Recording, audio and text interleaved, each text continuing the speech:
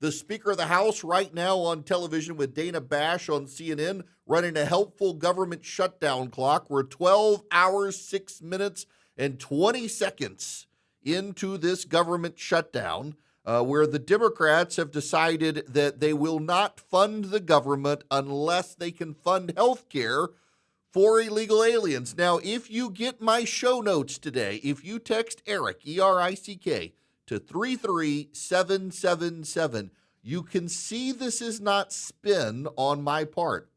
I actually have the receipts.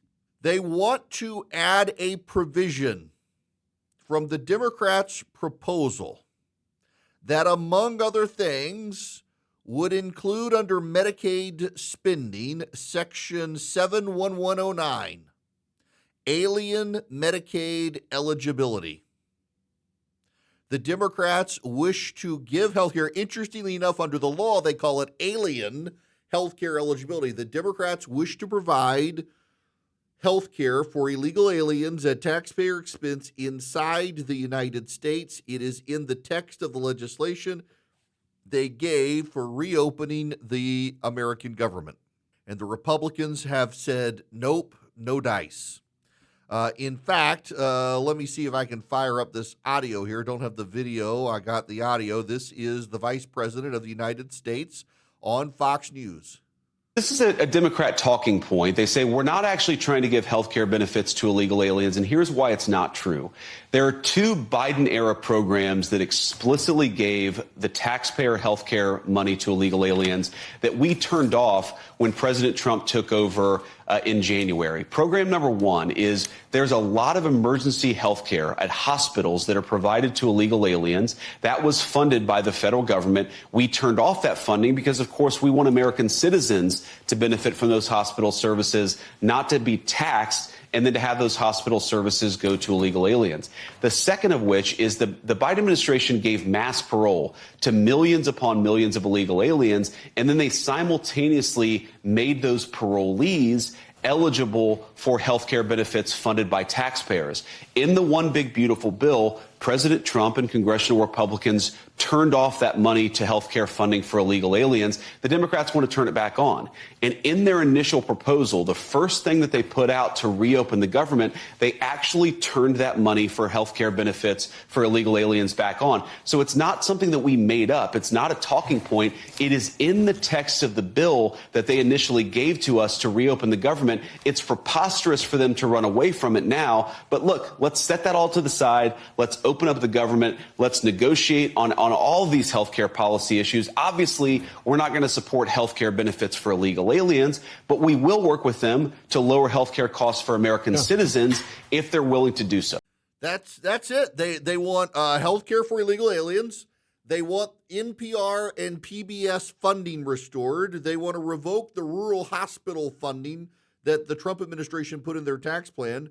They want to add money back into climate and DEI appropriations for foreign nations, and they want to resume the Biden-era Obamacare subsidies that were supposed to be temporary for COVID that the Democrats themselves voted to get rid of. That is the strategy for the Democrats. And by the way, I do believe that most Americans are going to blame the Democrats, not the Republicans, for this problem. If you read my morning piece, you should all subscribe if you go to, if you text the word Erick, E-R-I-C-K, to the phone number 33777. You can get the very first link back is my daily email, and you can subscribe. And you would see this morning I wrote about the problem for the Democrats. And this, forget all of the spin and talking points. Forget, the Democrats deny that this is about funding health care for illegal aliens. It's to be charitable to them. It's broader than that. It includes that, but it's broader than that. But take all of that aside. Here's the problem that the Democrats have.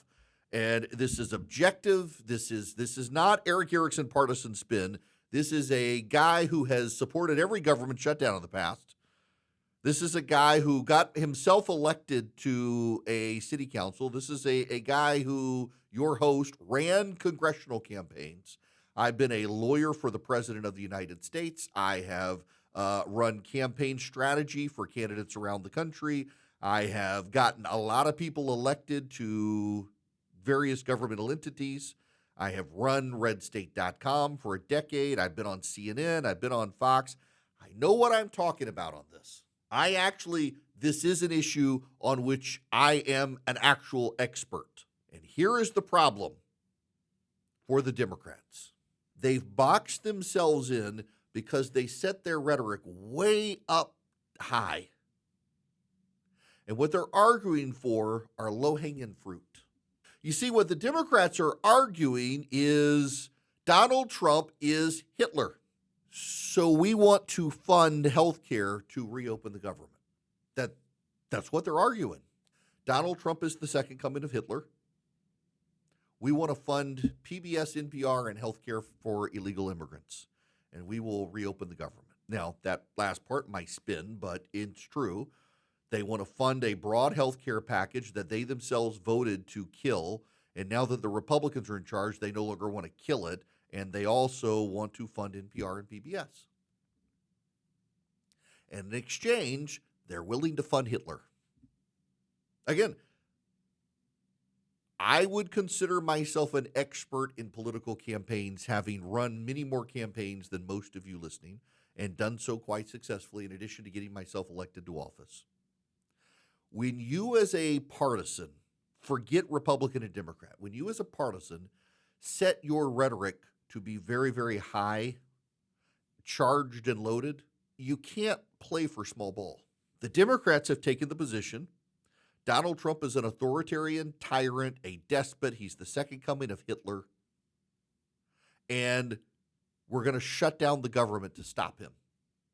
However, if you'll fund national health care, we'll reopen the government so Hitler can resume rounding up people and throwing them out of the country. The Democratic rhetoric is actually that Donald Trump is using ICE to round up American citizens and deport American citizens. That's their rhetoric, and their action is, but if you fund PBS, we'll let you keep doing it.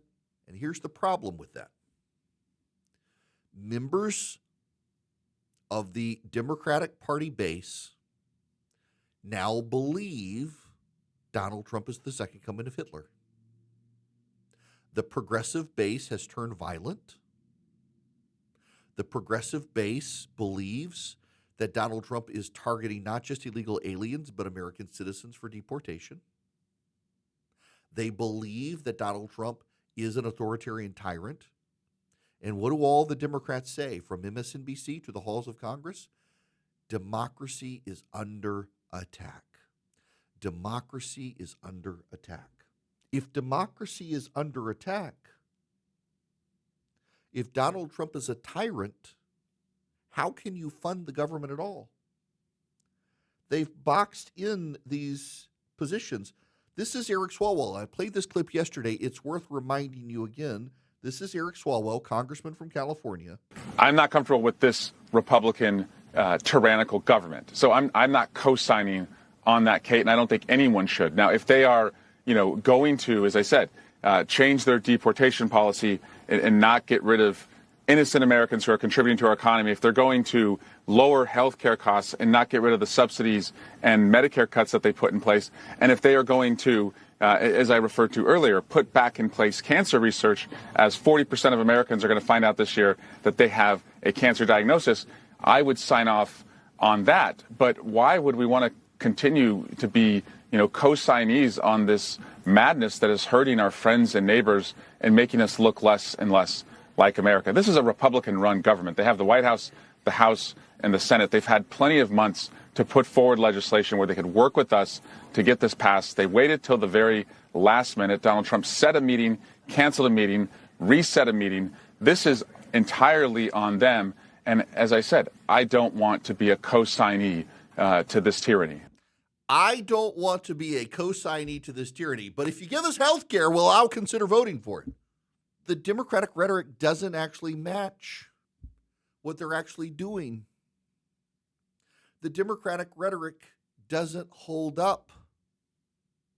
You can't say we're dealing with the second coming of Hitler, but fund PBS and healthcare, and we'll let Hitler round up people and send them to Auschwitz? If you give us health care, we'll give you Auschwitz. That doesn't work, and that's the Democratic rhetoric. That's where they are. And the problem is that's going to drive them off the cliff into a civil war, and they box themselves into it because the Democratic base, the progressives, the donor class, and the activist class of the Democratic Party have decided that you must fight Donald Trump at all costs. Fight, fight, fight. That's what they want. And so they box themselves in with their rhetoric where the majority of the Democratic partisan base believes democracy is under attack and democracy is threatened, and they're not going to be satisfied with give us health care and PBS, and you can keep killing illegal aliens or whatever they believe. You can be Hitler. We'll let you be Hitler if you give us NPR. But that's the dichotomy here. That's the split. That's the rhetoric. That's the compromise solution. You go be Hitler, Donald Trump. Just give us healthcare and PBS and NPR. The progressive base is not going to be satisfied, but ultimately all politics is local. You know, at the end of the day, there's going to be a moderate to progressive Democrat in a swing state like Jon Ossoff of Georgia, who's up for re-election next year, who has Fort Stewart and Fort Benning and Dobbins Air Force Base and Robbins Air Force Base and other military outlets in the state. Georgia's considered a swing state, and at the end of the day, Jon Ossoff is not going to be beholden to the pod bros, the progressive TikTokers, and the progressive funders. He's going to be beholden to the people of the state of Georgia who are not progressive. And he's going to have to decide, do I fund Donald Trump's regime that I don't like, or do I take the L next year because the military voters in my state aren't getting money? The FAA isn't getting money. All politics becomes local when you get to a shutdown. You're going to get your Social Security check. You're going to be able to take a flight. You're going to get your mail. You can even go to Washington and see the Lincoln Memorial. But if you're taking a trip abroad, you're not going to be able to get your passport. If you're in the military, you're not going to get your paycheck. If you use the VA, you're not going to be able to see your doctor. If you work for the federal government, you're not going to get a paycheck, including the judges. At the end of the day, Jon Ossoff, Abigail Spanberger, who's running for governor in Virginia, she's in the U.S. House right now. They're going to have to decide, do I fund the man we call Hitler, or do I continue to keep the government shut down and the people who vote for me aren't going to get their paychecks? This is what the Democrats have done to themselves, and they don't have a lot of good cards to play.